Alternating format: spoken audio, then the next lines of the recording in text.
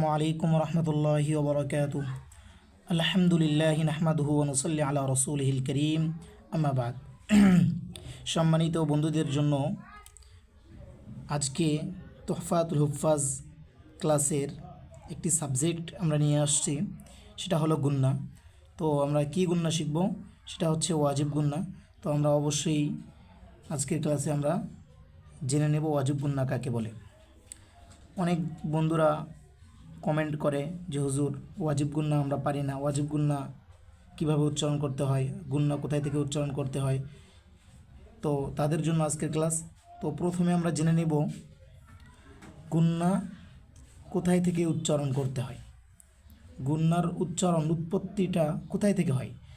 তো আগে আমি বলে দিতে চাই, গুন্না সর্বদা গুন্না উচ্চারণ হয় নাকের বাসি থেকে, অর্থাৎ নাক থেকে গুন্না উচ্চারণ হয়।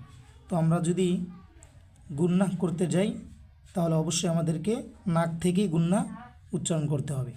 তো চলেন আমরা এখন ক্লাসে যাব, আমরা জেনে নিব ওয়াজিব গুন্না কাকে বলে, তা কীভাবে আদায় করতে হয়।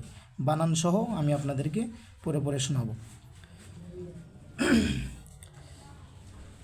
এখানে দেখেন, হরকতের বামে হরকত কাকে বলে?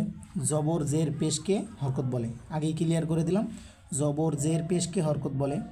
হরকতের বামে নুনে বা মিমে তাসদিদ হইলে, কি নুন হরফ বা নুন হরফের উপরে তাসদিদ হলে, হরকতের বামে নুনে বা মিমে তাসদিদ হইলে গুন্নাহ করিয়া পড়িতে হয়, ইহাকে ওয়াজিব গুন্নাহ বলে। এটা মুখস্থ করে নেব আগে আমরা। হরকতের বামে নুনে বা মিমে তাসদিদ হইলে গুন্নাহ করিয়া পড়িতে হয়, ইহাকে ওয়াজিব গুন্নাহ বলে। এই কায়দাটা আমরা আগে মুখস্থ করে নেব।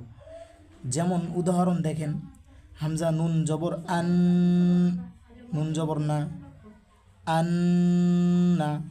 এখানে গুন্নার উচ্চারণটা আমাদের নাক থেকে উচ্চারণ করতে হবে। হামজা নুন জবর আন, নুন জবর না, আন না।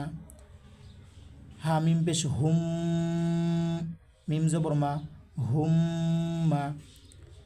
সা মিম পেশ সুম, মিম জবর মা, সুম মা। জিম নুন জের, জিম নুন জের, জিন, নুন জবর না, জিন না।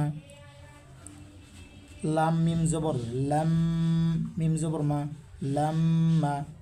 লাম নুন পেশ লুন, নুন জবর না, লুন না। হা মিম জবর হাম, হা মিম জবর হাম, মিম জবর মা, হাম মা। হা নুন পেশ হুন, নুন জবর না, হুন না। আইন মিম জবর আম, মিম জবর মা, আম মা। ফা জবর ফা, ফা জবর ফা। লাম মিম জবর লাম, মিম আলিফ জবর মা, ফা লাম মা। জিম নুন জবর না, সরি, জিম নুন পেশ জুন, নুন জবর না, জুন না। তো বন্ধুরা, এইভাবে আমরা গুন্না করব। কোরআনে কারিমে যেখানেই এই নিয়মে হরকতের বামে নুন হরফের উপর বা মিম হরফের উপর তাসদিদ আসবে, সেখানেই আমরা এই নিয়মে নাক থেকে আমরা গুন্না উচ্চারণ করব। তো আমরা আজকের ক্লাসে শিখলাম ওয়াজিব গুন্না। সুতরাং যদি আমরা এই ক্লাসটিকে গুরুত্ব সহকারে দেখি বা এই ক্লাসটি আমরা গুরুত্ব সহকারে শিক্ষা গ্রহণ করি, তাহলে অবশ্যই আমাদের সামনে ফায়দা হবে ইনশাআল্লাহ। আসসালামু আলাইকুম রহমতুল্লাহ।